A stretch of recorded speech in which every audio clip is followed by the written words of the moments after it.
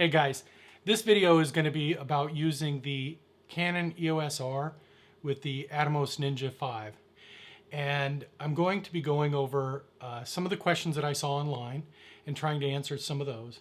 And so stick around and we'll be right back. Okay, so the first question, one of the questions that I saw online was about using the menu system on the EOS R.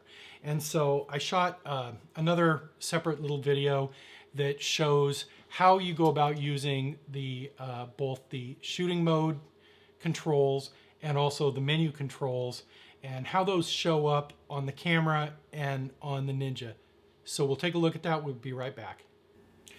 Okay, so the first thing I'm going to talk about is how we adjust settings on the camera while the Ninja V is connected. And if you can see here, the I've got, this is the basic shooting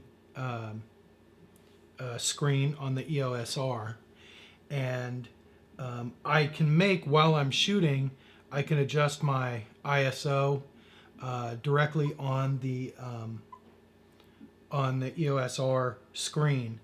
Now, the one thing that's a little unusual is when you go to make adjustments to your menu settings, that's when the menus actually show up on the Ninja.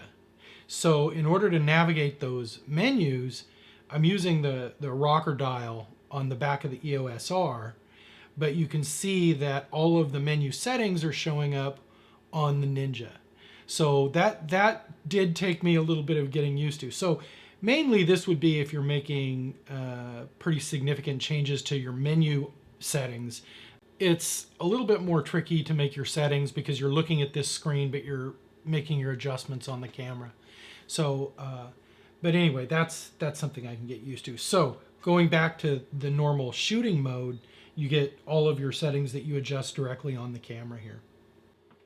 Okay, so the next question that came up is whether or not you can shoot the slow motion video, the 120 frame per second, 720p video using the Ninja V. Now, what I actually found is that when you enable high-speed shooting on the EOS R, the Ninja V does not recognize that. So as far as I can tell, there is no way of actually shooting the 120 frame per second video using the Ninja. Now, you can always disconnect the Ninja and you can record that video in camera, but there doesn't seem to be a way you can do that using the Ninja. If anyone knows otherwise or a way to do that, leave a comment in the comments section and let me know. Thanks a lot. Okay, so one of the questions that came up is regarding recording time on the Ninja for all of the different modes on the EOS R. And so what I found is that if you are shooting 1080p, the only way you can shoot 24 frames per second is to enable the 24.00p mode on the EOS R. And so if you do that, you can record both 1080p and 4K on the Ninja V, but that's being recorded in 24.00p or 24 frames per second.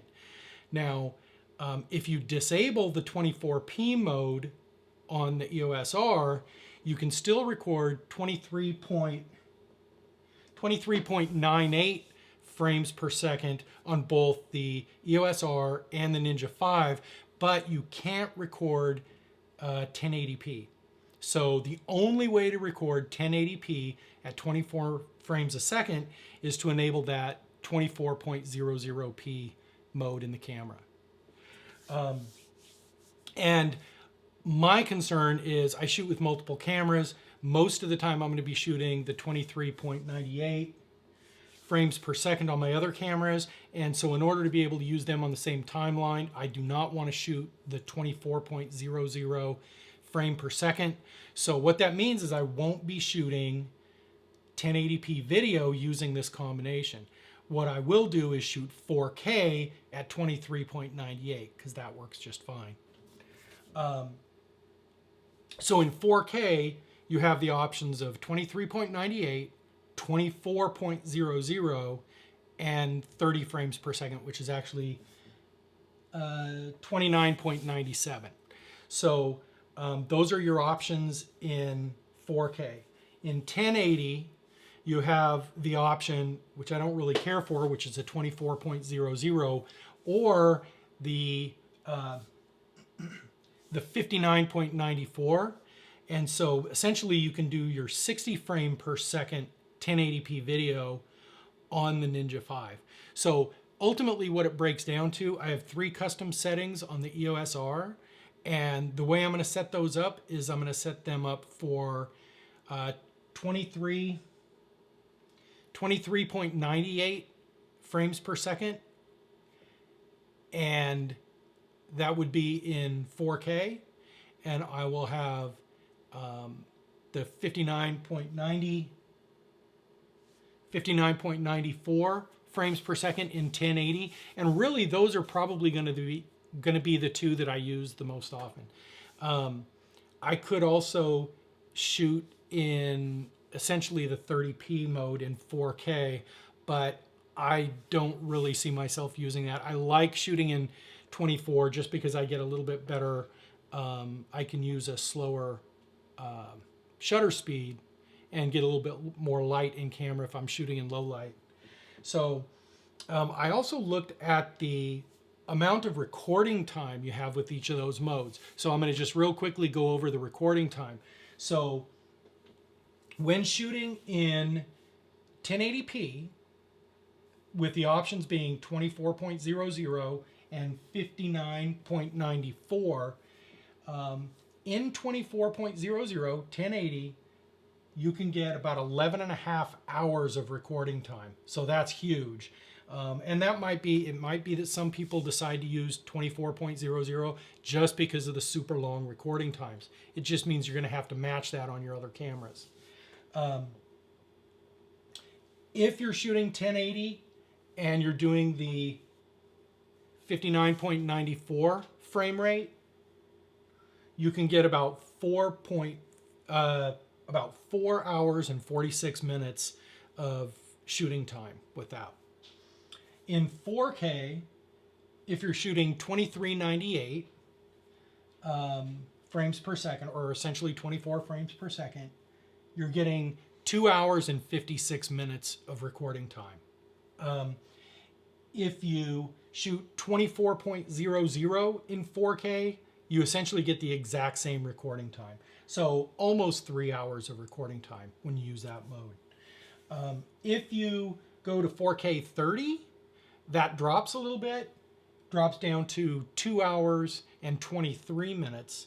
And this is all using a 1 terabyte SSD on the Ninja 5.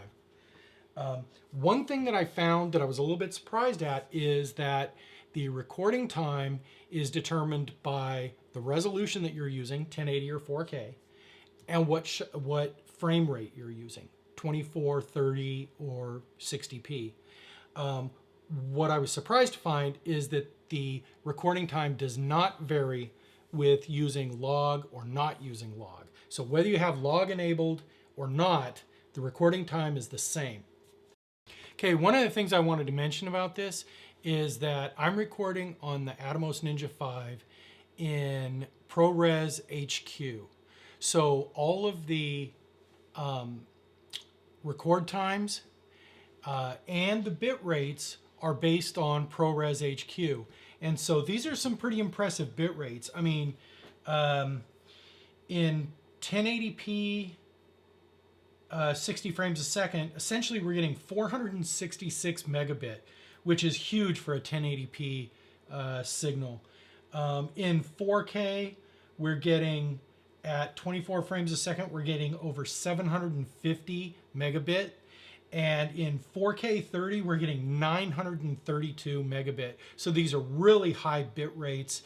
And you know, one of the things that maybe we should look at in the future is whether or not ProRes HQ, is that really the way to go, or should we go ProRes 422 or ProRes Lite and see how much of a difference that makes? Okay, the last thing that I looked at was the question of unlimited recording time. So if you're just shooting on the Ninja V, if you're just recording on the Ninja V, for example, if you pop out your memory card on your camera, you can still record on the Ninja V, and you essentially get away from the 30-minute time limit. On the other hand, if you shoot with a card in your camera and on the Ninja V, so you're recording on both, then you're going to be limited by either, if you run out of memory on the card, both recordings will stop, or if you hit that 30-minute time limit, both recordings will stop. So you kind of have a choice. You can either go for redundant recording using a card in camera, knowing that you're limited to 30 minutes, or if you want unlimited recording time, you can either shoot in 10-bit 422, which doesn't record to the internal card, or you can pop the card out, in which case you'll just be recording on the Ninja V and you'll have unlimited recording time. You'll just be limited by the space in your SSD. Oh, and if you're just recording to the Ninja V, so I have it set up so that if I hit the shutter on the EOS R, it will start recording on the Ninja V. However, if you're not recording in camera, or I should say, if you're recording without a memory card in the camera, then the shutter will not start the Ninja. So if you decide that you want unlimited recording, and so you pop out your memory card on your camera, you can still record on the Ninja, but you have to initiate recording on the Ninja, not on the camera. Still works great, but that's just one thing to watch out for. I couldn't figure out how come it wasn't starting with the shutter button. Anyway, I hope that answers a lot of your questions. Those were some of the main questions that I saw online. If you have any other questions or want me to go over anything else on this combination, leave a comment below. And if you like this video and want to see more like this, be sure and subscribe. Thanks. Bye-bye.